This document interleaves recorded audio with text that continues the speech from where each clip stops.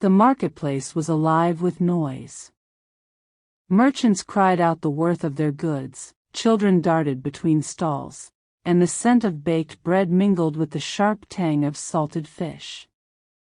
Beneath the bright awnings, Isabel, a 24-year-old helper at a fruit stall, arranged baskets of apples and pears.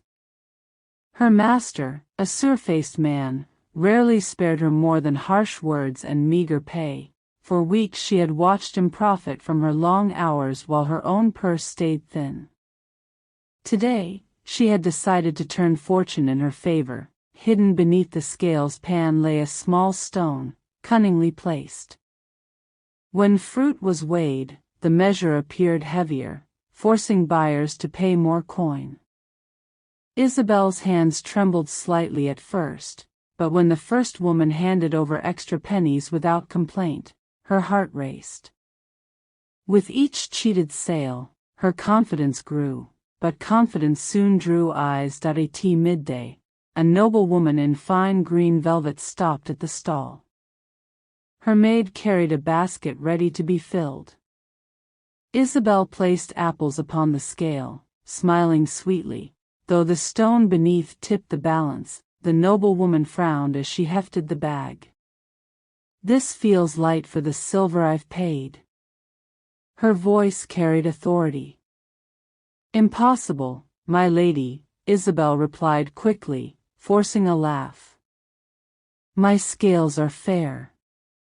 The woman's sharp gaze lingered. She raised a hand, and 2 town guards stepped forward. "Check them." A hush spread through the crowd as the guards lifted the scale, revealing the stone wedged underneath. Murmurs rippled. Some clutched their purses, realizing they too had been fooled. "She cheats," cried a man from the crowd, "a thief in plain sight." Another shouted. Isabel's master, pale with fear, raised his hands. "I knew nothing of this. She alone plotted it." And with that, he abandoned her to her fate. The guards seized Isabel and dragged her toward the town square. Her protests fell on deaf ears.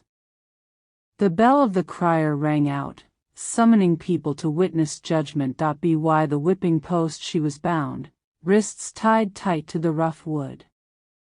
The crier's voice echoed, "By order of the town council, Isabel, servant to the fruit seller, is found guilty of cheating the scales, stealing from the honest folk of this market. Let all take warning from her punishment." The whip cracked. Isabel's body jolted, her cry piercing the air. Blow after blow fell, each one greeted with gasps, murmurs, or cruel jeers.